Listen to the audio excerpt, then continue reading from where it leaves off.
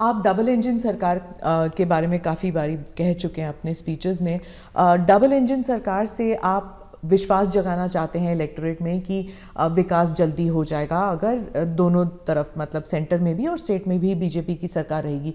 लेकिन कुछ लोग समझते हैं कि इससे एक धमकी की तरफ देखते हैं कि अगर डबल इंजन सरकार नहीं है तो विकास में गतिरोध आ सकता है, वह विकास मतलब गाड़ी आगे नहीं चलेगी अगर ये डबल इंजन सरकार नहीं होगी तो। देखिए, परिवार में भी माँ बाप हमेशा सभी भाइयों बहनों को कहते हैं कि देखो भाई, हम सब मिलकर के इस दिशा में जाएं तो सब अच्छा होगा, और सब उसी दिशा में प्रयास करते हैं।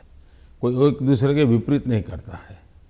इतना बड़ा देश है, अगर हम एक दूसरे से विपरीत करेंगे तो हमारे संसाधनों नष्ट हो जाएंगे, हमारे देश की भलाई करने की गति रुक जाएगी।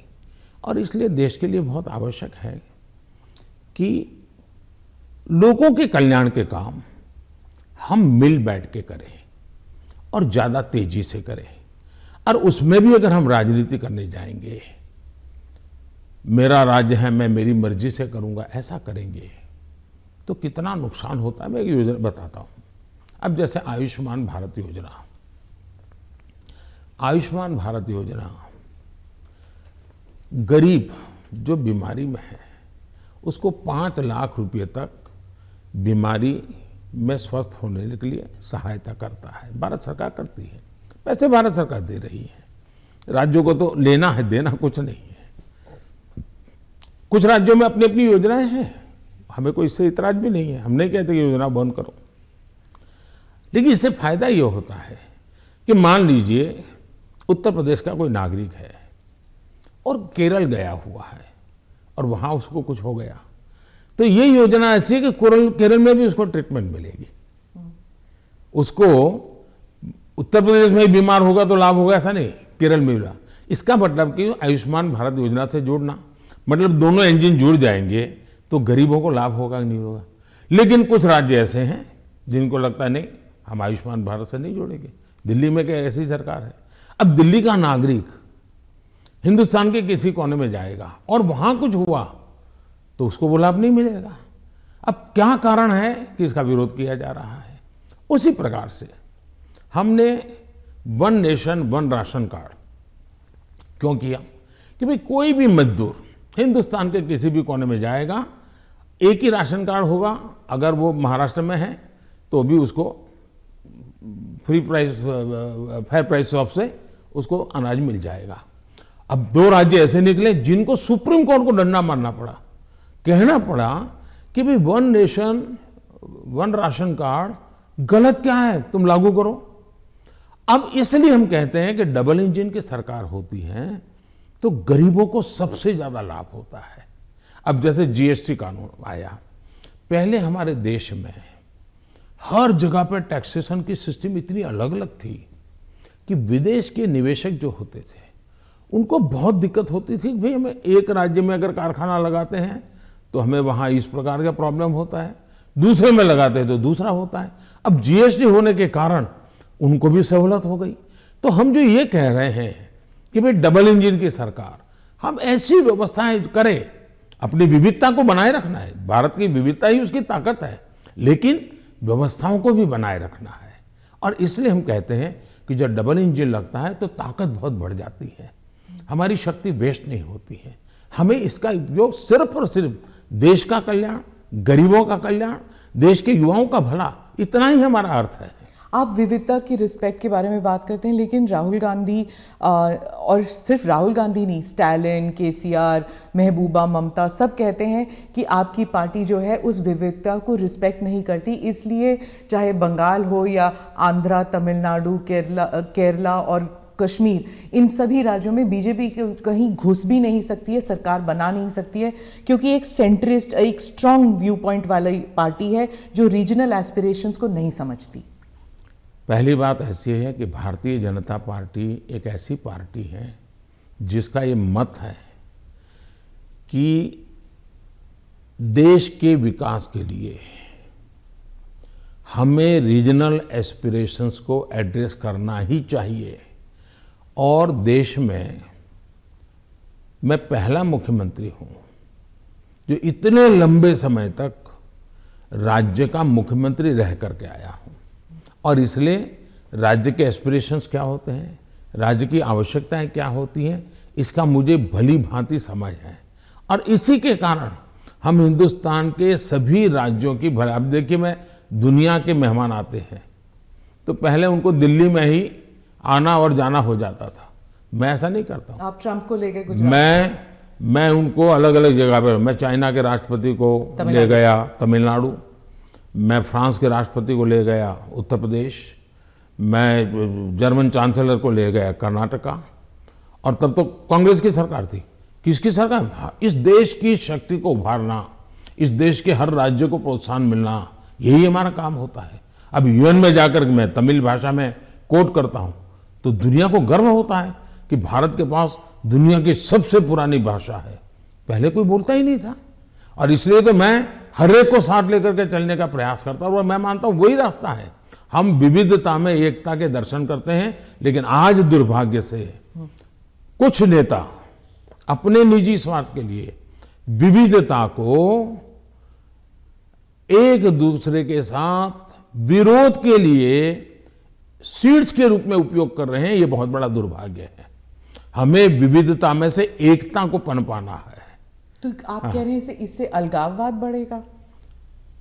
पिछले 50 साल का अनुभव यही है, उन्होंने यही किया है, हर चीज पे देश को बांटो, राज करो, और उसी में से अलगाव पैदा होता है। लेकिन भारत का चरित्र ये नहीं है, भारत के नागरिकों का चरित्र ये नहीं है। आप इसको एक do you see it as a threat कि अगर इसे अभी नहीं रोका जाएगा तो सेपरेटिस्ट एलिमेंट्स आ जाते हैं कि जैसे अगर कश्मीर का अलग बात है, नॉर्थ ईस्ट की बात अलग है, लेकिन अगर आप द्रविड़ मूवमेंट को देख लेंगे या कहीं और राज्य में देख लेंगे, अगर रीजनल एस्पिरेशंस को बढ़ाया जाता है तो क्या एक यूनिटी फैक्टर में कोई देखिए हमने दरार पड़ सकता है? मैं बताता हूँ काम करने का तरीका कैसे होता है। हमारा ये मत है सामाजिक न्याय। भारत जैसे देश में इतनी विविधता भरा समाज व्यवस्था, और अगर सामाजिक न्याय के सिद्धांत में हम थोड़ा सा भी ऊंचे नीचे करेंगे तो हमारे देश को बहुत नुकसान होगा।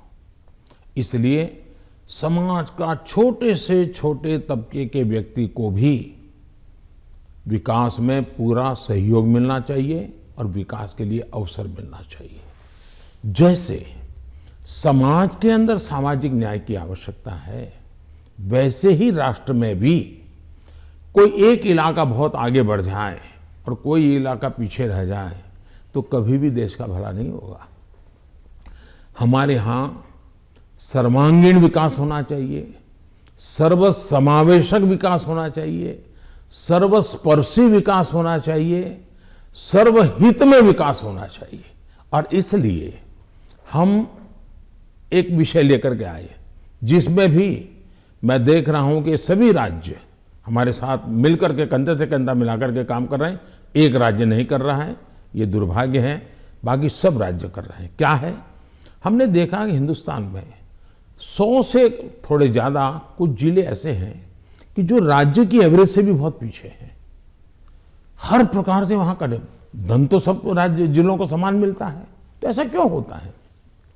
गवर्नेंस के प्रॉब्लम, योजनाओं का अमलीकरण नहीं।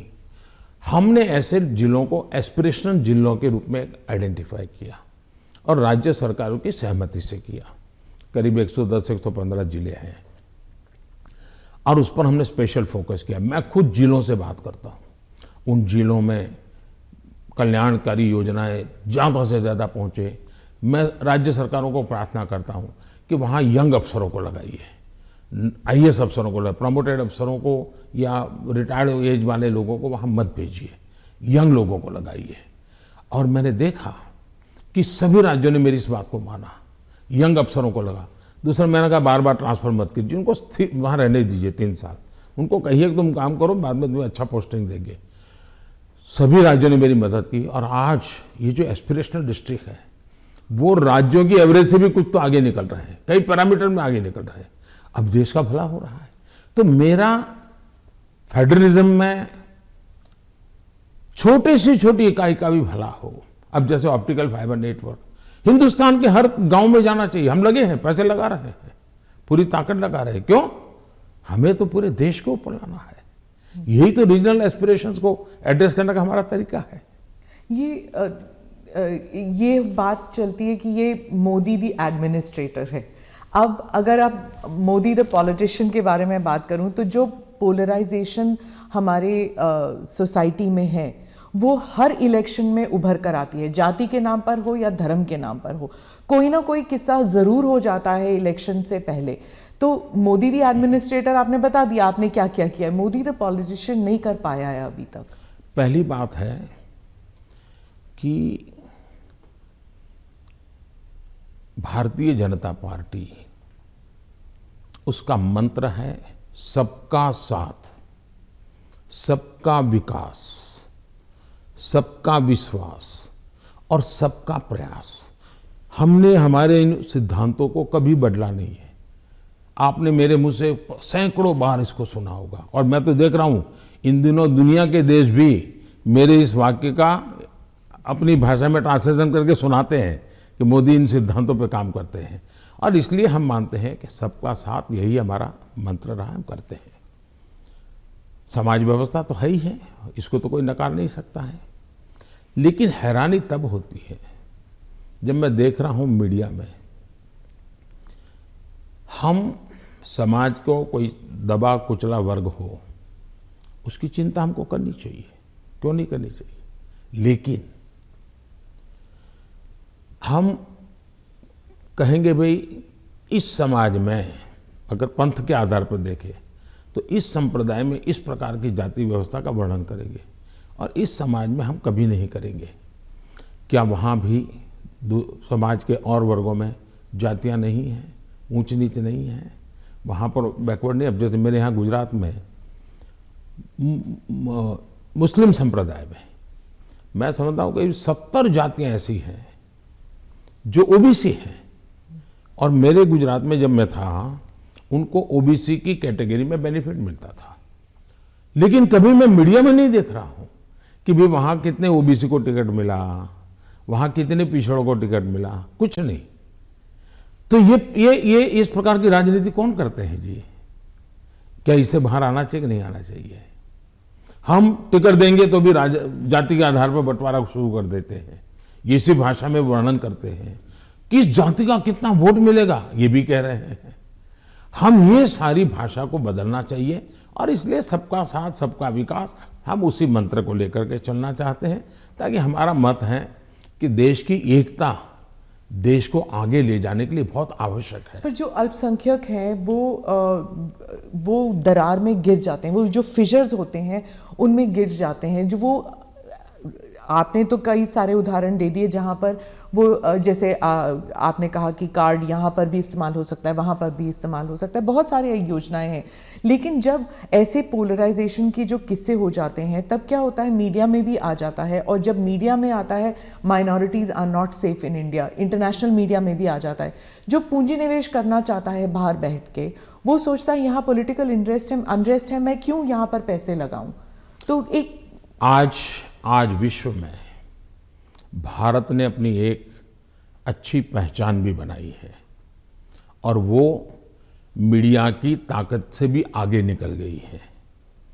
अब जहाँ तक मीडिया का सवाल है, वो क्यों ऐसा करते हैं, किसके कारण करते हैं, किसके लिए करते हैं, किसके कहने से करते हैं, किसके दबाव में करते हैं, ऐसे विषयों पर मेरा टिप्पणी करना उचित नहीं है।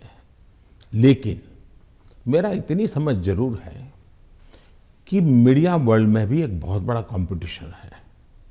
उनको भी टिकने के लिए, अपने व्यापारिक हितों के लिए भी बहुत जिद्दोजहद करनी पड़ रही है। वो भी एक एलिमेंट है मीडिया की, कुछ मजबूरियां भी हैं उनकी। इस सबके बावजूद भी हमारी बात दुनिया में पहुंची है, इन्हीं लोगों के माध्यम से पहुंची है, क्योंकि अच्छे लोग भी हैं, नहीं ऐसा नहीं है। जहां तक विदेश का मीडिया का कुछ सवाल है, दुनिया में मैंने देखा है कि कोई ही देश होगा, रेयर एक्सेप्शन, मैं भारत की बात नहीं कर रहा हूं, मैं बाहर की बात कर रहा हूं, कि जहां का मीडिया अपने देश के हितों के खिलाफ कुछ करता हो, कभी नहीं करते। तो कभी कभी ये मीडिया हाउस भी उनके देश के हितों के लिए भी, देशों के बीच की जो स्पर्धा होती है तो एक लाइन ड्रॉ करते हैं, तो उनकी एक अपनी दुनिया है, चलने दीजिए। लेकिन आप देखिए क्या कारण है कि आज सबसे ज़्यादा एफडीआई है भारत में, क्या कारण है सबसे ज़्यादा एफआईआई है, क्या कारण है इतना निवेश आ रहा है, क्या कारण है कि जब आयुष्मान कोरोना आया, दुनिया के 150 के करीब देश भारत की दवाई के लिए, मुझे लगातार हिंदुस्तान, दुनिया के मैक्सिमम लोगों ने मुझ पर टेलीफोन करके दवाइयाँ मांगी होगी। तो भारत की प्रतिष्ठा है तभी तो कर रहे हैं। और इसलिए ये जो हम 24 घंटे हेडलाइन के भरोसे राजनीति करते हैं, उनकी मजबूरियां होगी। मैं तो दुनिया के लोगों के सामने सत्य लेकर के जाता हूं, सच्चाई पहुंचा के रहता हूं और दुनिया को भारत की तरफ आकर्षित कर रहा हूं। और पीएलआई इसके अभी अभी हम लाए, कितना बड़ा रिस्पांस मिल रहा है जी, कितना समर्थन मिल रहा है।